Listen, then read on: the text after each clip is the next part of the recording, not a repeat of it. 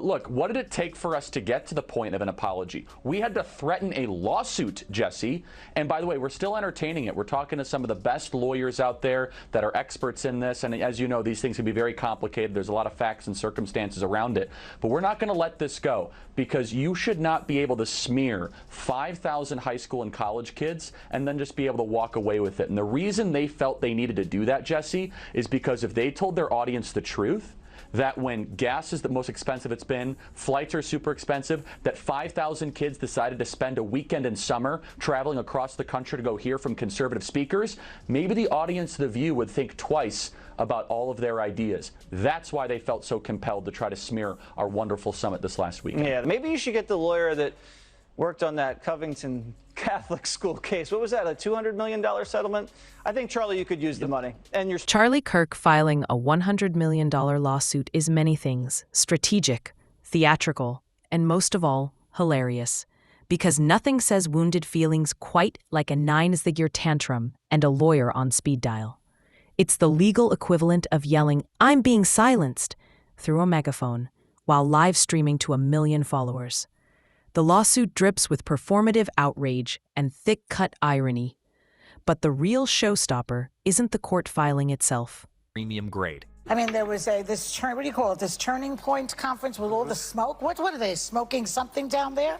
Or it's like, whatever. Anyway, they were out there, neo-Nazis were in the front of out there in front of the conference with anti-Semitic slurs. Whoa, the drama. Charlie Kirk's organization, Turning Point USA, threatened to sue The View. And let me tell you, the nonsense that ensued is really something. No, the scene stealer here is Megyn Kelly, not in the ring, but outside the circus tent, flinging flaming sarcasm into the lion's den like someone who brought s'mores and a camp chair. This isn't just a lawsuit. It's a Broadway spectacle wearing courtroom drag, and Megyn's not cast in the play. She's the critic laughing from the aisle, live tweeting every overacted line in real time. Only this time, she is taken aside, and she's with Charlie Kirk. Charlie Kirk took issue with this depiction of his organization. Kirk maintains that Turning Point USA is not affiliated with Nazis, anti-Semitism, or white supremacist. In a strongly worded tweet, the 28-year-old stated, "Talking to lawyers, many think we have a strong case. You cannot smear minors as Nazis and get away with it. It impacts them for the rest of their life. Hashtag sue the..." Not because she tapes his photo to her bathroom mirror. Not because she thinks he's America's last hope. But because this lawsuit isn't just a headline-hungry ego trip. It's her kind of drama. Kirk versus The View is political theater that practically writes itself. And Megyn Kelly adores a good roast, especially when it stars The View, tripping over their own inflated sense of moral superiority. Charlie Kirk filing a defamation suit against the cackling coffee clatch known as The View wasn't just likely, it was fate. Like destiny scribbled in Sharpie on the back of a Ronald Reagan bust. This is a man who probably gazes lovingly at a framed First Amendment before bed. It's not just his favorite bedtime story, it's his personality. Some flippant, smug sarcasm aimed at Charlie. He doesn't shrug it off like a functioning adult. No, sir. He drafts a press release before his protein shake. He dials his legal team before breakfast. He heads to court like it's the Iowa caucuses. Her disgusting, gross elitism and her complete out-of-touch nature with respect to the rest of the world. Sonny Hostin goes on The View and decides now would be a great time to dump all over the so-called uneducated. What we did not have is white women who voted about 52%, right, for Donald Trump. Uneducated white women, is my understanding. You have Latino men, actually, voting more for him. And you have, and black men was not the story. We're not the story here because they voted almost 80% for the vice president. Right. Just because you didn't go to college doesn't mean you're stupid, and it doesn't mean that you don't have wisdom. You can go to college and get a bunch of irrelevant facts about how men can allegedly give birth or whatever they teach. Let's not pretend this is about justice, truth, or actual harm. This is about spectacle. This is about turning daytime snark into a primetime lawsuit. Kirk isn't seeking peace. He's auditioning for his next Fox News highlight reel. And Megyn? She's not in the mezzanine sipping Chardonnay anymore. She's front and center. Popcorn in one hand, Kirk's lawsuit in the other, playing hype woman like she's ringmaster of the Defamation circus. If this were Broadway, she'd already be eyeing a Tony, while the rest of the media clutches their pearls and wrings their hands about First Amendment ethics. Megyn throws on her aviators like she's in Top Gun Legal Edition and declares, finally, a defamation suit with some flair. That hot mess that they air in the mornings, called The View, had to issue not one, not two, not three, but 4 corrections, legal corrections. 4 legal. This isn't a saccharine courtroom drama with apology montages and throw pillows. There are no commercial breaks for arthritis cream. Kirk and Kelly are stealth bombers of sarcasm, dropping payloads of mockery from 30,000 feet and never circling back to explain the joke. And The View? They don't respond because they can't. They're too busy doing spiritual yoga to cope with the legal wrecking ball that just smashed their glass coffee table and spilled Whoopi's tea. This wasn't a letter to a college paper.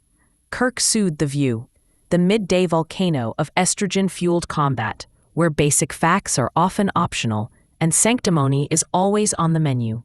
Welcome back. You know, in Monday's conversation about Turning Point USA, I put the young people at the conference in the same category as the protesters outside.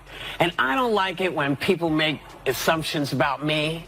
And it's not any better when I make assumptions about other people, which I did. So, my bad. I'm sorry.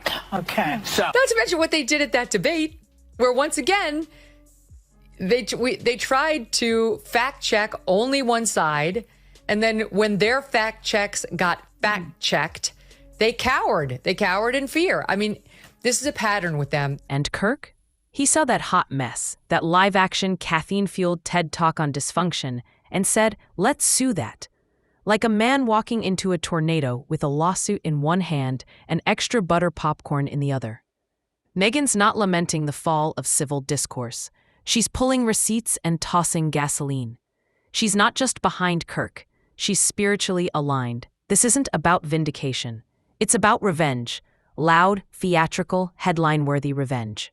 When Kirk announced the lawsuit, Megyn didn't eye-roll. She rolled up her sleeves. She didn't just support it. She started narrating it, like a Netflix true crime series. Only this time, the victim is dignity, and the murder weapon is ego. Charlie Kirk's the founder and CEO of Turning Point USA and the author of the new book, The College Scam. So, Charlie, do you accept The View's apology?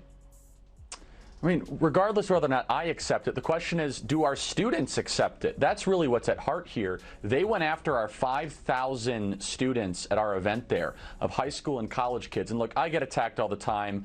People say false things. I'm a public figure. But when you go after 16 and 17-year-olds that travel from across the country that then have to live for the rest of their life with a shadow over them because someone at ABC says that they might be linked to neo-Nazis, She doesn't need Kirk's permission. She doesn't need to share a screen. All she needed was a target, a headline, and a mic. And now she's got all 3. Kirk doesn't need to win. That's the punchline. He already has. The win happened the moment The View became the punchline. The moment hashtags exploded. The moment the media started whispering, wait, can they actually lose this? Megyn knows this. She's not just observing, she's co-authoring. She dismantles The View's smug platitudes and their glitter-coated delusion of untouchability. She knows silence is the loudest confession, and The View's awkward sipping and side eyes speak volumes. Donald Trump will be sworn in as the 47th president of the United States, yay, on January 20th. Of this month. Not everyone's happy about it, and many people would like us to be more focused on the insurrection that he personally unleashed. If you ask them, as we discussed earlier, they think it's as bad as like the Holocaust, and you don't have to take my word for it. Here is Sunny Hostin of January The View 6th was today. an atrocity. It was one of the worst moments in American history. And when you think about the worst moments in American history, you know, like World War II, things that happened, you know, like the Holocaust, chattel slavery. Yeah, the January 6th is right up there next to the Holocaust and slavery. Kirk and Kelly make the strangest power duo. One suing, the other's roasting, but they're both winning. No rebuttals necessary, no face-offs required. The ridicule is enough.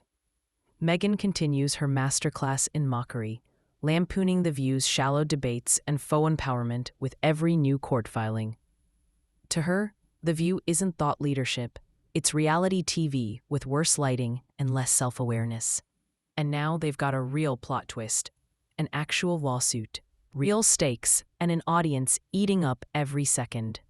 They're disgusting. She's Anna Navarro in your wildest imagination. You could never solo host a show. You will only ever make it as part of an ensemble, and you could never hope to achieve the success that Tucker Carlson has. So you can sit in your little cheap seats all day long and enjoy your little negative henpecking, but your careers are going nowhere, and Tucker is about to dominate in whatever space he goes to. For Charlie, this is political theater. For Megyn, it's comedic gold. And together, they've proven that daytime TV isn't sacred. It's target practice. Megyn doesn't need to coordinate with Kirk. She's riffing solo, delivering sarcasm like symphonic violin from a rooftop as the studio below burns. The View? They've gone quiet. No witty comebacks. No righteous indignation. Just the dawning realization that maybe, just maybe, their moral throne isn't flame-proof.